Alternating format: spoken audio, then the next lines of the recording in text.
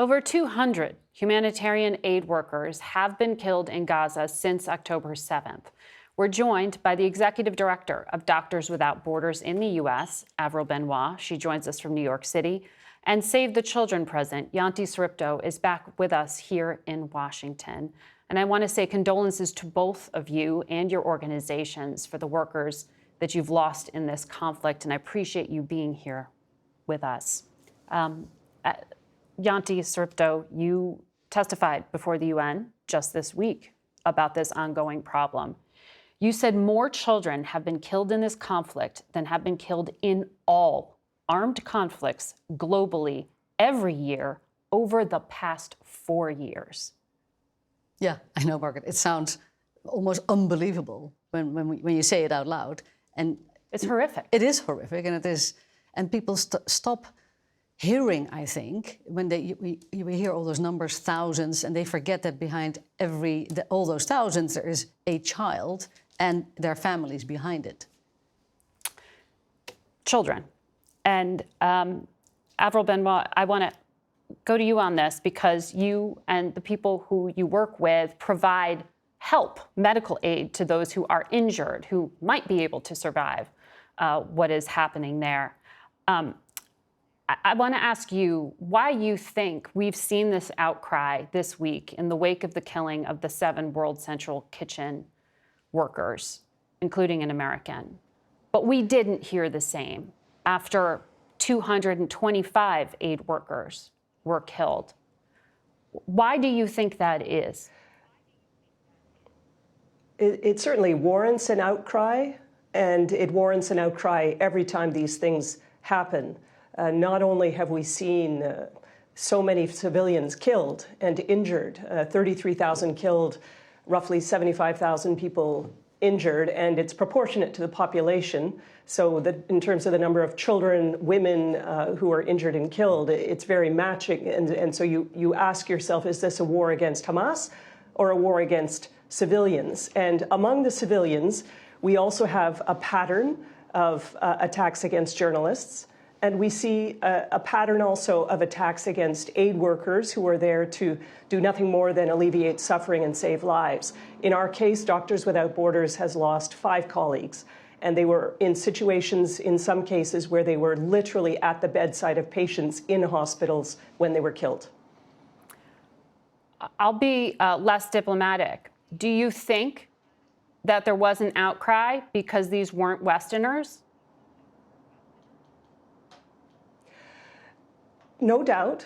The fact that World Central Kitchen, the victims of the attack, were internationals is the kind of thing that attracts more attention. It certainly finally attracted the attention of President Biden. And that, of course, should concern us all because every life should be considered of similar value, of great value, whether it's a Westerner or a Palestinian. And so you can draw conclusions. We certainly are concerned about the fact that it took this attack for there to be the kind of international outcry that we've seen, although, frankly, we do think it's warranted. Yeah. There has been, in this incident, just a sense that it was just an accident, that it was an isolated event, and that is far from being the case when you actually look at the pattern of attacks on aid workers thus far. That is why I asked John Kirby about that pattern and if there was evidence of what you say, that it was deliberate. And Janti, you said this week at the UN as well that this is not just about dehumanizing the victims, it dehumanizes all of us. Explain what you mean for people who think this is far away and doesn't matter to them.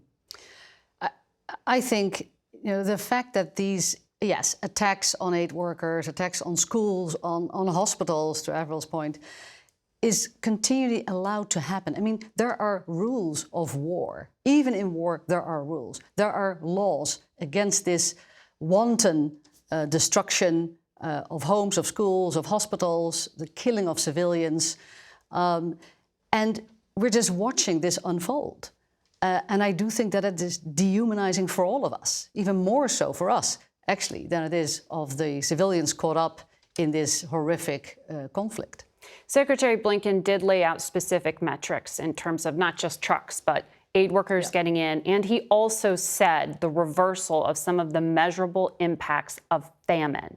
That takes time. How long does it take to reverse a famine? Well, I guess the answer back is always, it depends.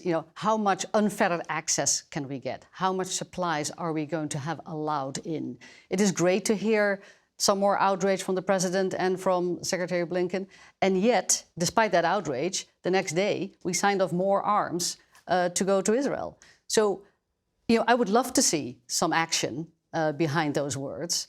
Because we're not seeing it on the ground. We are not seeing more supplies coming in. We're now hearing noises about crossings, more crossings opening, potentially better access to the north from the south.